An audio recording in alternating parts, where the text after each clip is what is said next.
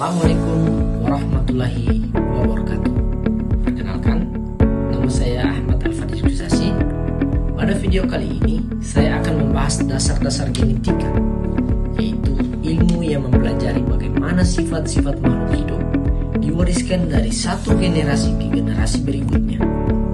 Genetika membantu kita memahami mengapa setiap individu memiliki ciri khas yang unik, namun tetap memiliki kemiripan dengan orang tuanya. Pengertian dari genetika.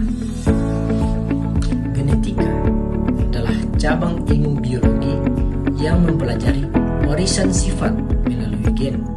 Sifat seperti warna rambut, tinggi badan, golongan darah, hingga resiko penyakit ditentukan oleh informasi genetik yang tersimpan di dalam sel.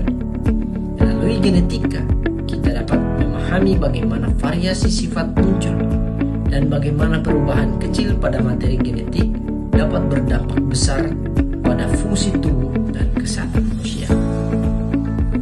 Dan apa itu DNA? DNA atau deoksiribonukleik acid adalah molekul yang berperan sebagai penyimpan utama informasi genetik. DNA dapat diibaratkan sebagai buku petunjuk kehidupan karena di dalam tersimpan instruksi untuk membentuk dan mengatur tubuh makhluk hidup. DNA memiliki bentuk heliks ganda seperti tangga yang berpilin dan tersusun atas 4 basa nitrogen, yaitu adenin, timin, sitosin, dan guanin. Urutan basa inilah yang menentukan sifat dan fungsi biologis suatu organisme. Dan apa itu RNA? RNA atau ribonukleik acid berfungsi sebagai pembawa pesan dari DNA.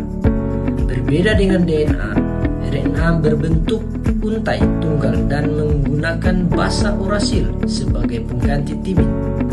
RNA memiliki beberapa jenis penting seperti mRNA yang membawa instruksi genetik, tRNA yang mengangkut asam amino, rRNA yang membentuk ribosom, serta RNA pengatur yang mengontrol aktivitas gen.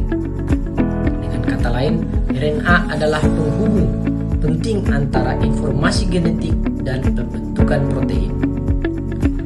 Apa itu ribosom? Ribosom adalah organel sel yang menjadi tempat pembentukan protein. Ribosom membaca kode yang terdapat pada mRNA, lalu menyusunnya menjadi rangkaian asam amino. Protein yang dihasilkan memiliki peran yang sangat vital, mulai dari membangun struktur sel hingga mengatur semua reaksi kimia di dalam tubuh. Tanpa ribosom, informasi genetik tidak akan dapat diwujudkan menjadi fungsi biologis yang nyata. Kita masuk di sintesis protein dari DNA ke protein. Proses pembentukan protein mengikuti konsep dogma sentral biologi molekuler, yaitu DNA, RNA, lalu protein. Tahap pertama disebut transkripsi, di mana DNA disalin menjadi mRNA. Tahap kedua adalah translasi, yaitu proses penerjemahan mRNA oleh ribosom menjadi protein. Proses ini memastikan bahwa informasi genetik dapat diekspresikan menjadi sifat yang tampak dan berfungsi dalam tubuh. Regulasi genetik. Tidak semua gen selalu aktif. Sel memiliki sistem yang disebut regulasi genetik, yaitu mekanisme untuk mengatur kapan dan seberapa kuat suatu gen diekspresikan. Sebagai contoh, gen penghasil insulin hanya aktif di sel pankreas. Regulasi genetik sangat penting agar sel dapat beradaptasi dengan lingkungan dan mencegah terjadinya gangguan atau penyakit. Pembalikan dogma sentral. Dalam biologi modern, ditemukan bahwa aliran informasi genetik tidak selalu satu arah. Pada kondisi tertentu, RNA dapat mempengaruhi DNA, seperti yang terjadi pada virus HIV melalui enzim reverse transcripted. Penemuan ini memperluas pemahaman kita tentang sistem genetika dan menunjukkan bahwa mekanisme kehidupan jauh lebih dinamis dari yang sebelumnya diperkirakan. Teknologi CRISPR. Salah satu penerapan nyata dari konsep ini adalah teknologi CRISPR, menggunakan RNA sebagai petunjuk untuk menentukan bagaimana bagian DNA tertentu, kemudian enzim gas memotong DNA tersebut.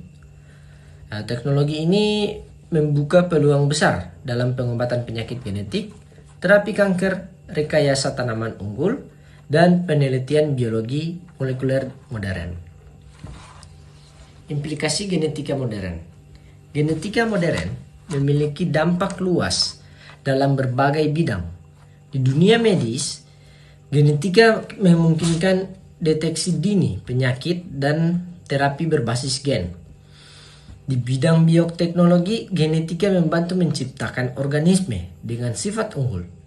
Selain genetika, juga membantu kita memahami evolusi dan hubungan antara makhluk hidup di bumi. Kesimpulan dari apa yang saya jelaskan, sebagai kesimpulan, genetika merupakan dasar penting dalam memahami kehidupan pada tingkat molekuler. DNA menyimpan informasi, RNA membawa dan membentuk instruksi, sedangkan ribosom membentuk protein, dan protein menentukan fungsi organisme. Perkembangan genetika modern, termasuk teknologi CRISPR, membuktikan bahwa manusia semakin mampu memahami dan memanfaatkan informasi kehidupan untuk kemajuan ilmu pengetahuan dan kesehatan. Baik, demikian penjelasan mengenai dasar-dasar genetika. Semoga materi ini dapat menambah wawasan dan membantu memahami kita tentang bagaimana kehidupan bekerja dari dalam sel. Mohon maaf atas ada kekurangan dan kesalahan. Terima kasih atas perhatiannya. Wassalamualaikum warahmatullahi wabarakatuh.